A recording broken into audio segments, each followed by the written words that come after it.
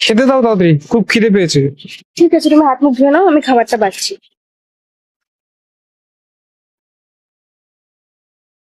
Please, তোমার দাদা এসেছে।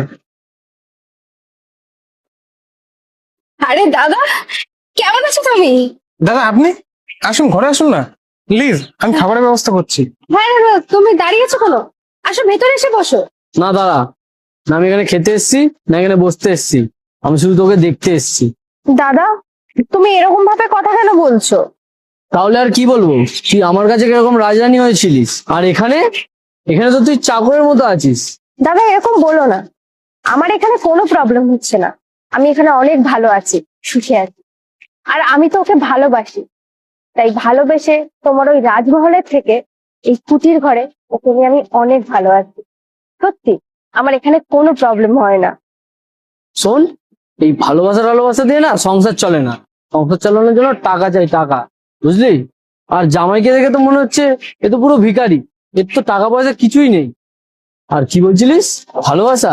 হ্যাঁ, শোন, প্রথম প্রথম না সবাই এরকম ভালোবাসা দেখায়, তারপর দুদিন পর যখন টাকা থাকবে না, তখন এই ভালোবাসা আর থাকবে না, জানলা দিয়ে পালাবে।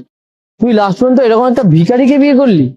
দেখো দাদা, তুমি যদি এটা ভেবে আসো যে এখানে এসে তুমি শুধু ওকে অপমানই করবে, তাহলে তুমি আজ এখান থেকে আসতে পারো, কোনো সমস্যা নেই। হ্যাঁ, আমি চলেই যাচ্ছি। আমি তো এখানে এসেছিলাম তোকে কিছু টাকা দিতে, সামনে দেওয়ালি, যাতে তুই কিছু কেনাকাটা করতে পারিস। আর এটাও বলছি, আমি এই শেষবারের জন্য এখানে এসেছি, এখনো সময় আছে, আমার সাথে ফিরে চল। না দাদা, সেটা হয় না। আমি তোমার সাথে কোথাও যাব না। আর আমি তোমাকে বললাম না, আমি ওকে ভালোবাসি, আর ও আমাকে ভীষণ ভালোবাসে।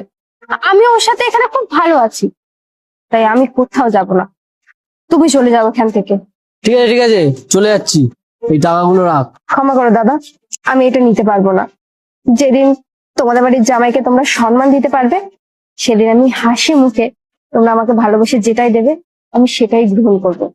কিন্তু আজ না। তুমি আসতে পারো। আমার স্বামী ভালোবেসে আমাকে যেটুকুনি দেবে আমি সেটা নিয়ে খুশি থাকবো।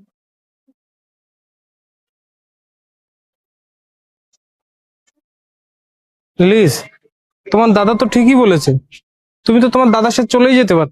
এমনিতেও এখানে আছেটাই বাকি। তুমি কি সারা জীবন এই কুড়ে ঘরে দিন কাটাতে পারবে? চুপ করো। কি বললে তুমি? আমি চলে যাবো আমার দাদার সাথে? আমি কি চলে যাওয়ার জন্য তোমাকে ভালোবেসে বিয়ে করেছিলাম? আর আজকে তুমি যে কথাটা বলেছো, আজকের পর দিয়ে জানো এই কথাটা তোমার মুখে আর কোনোদিনও না শুনি। আর কি বললে তুমি? এটা কুড়ে ঘর? শোনো, একটা বড় রাজমহলের থেকেও না আমার কাছে এই কুড়ে ঘরটা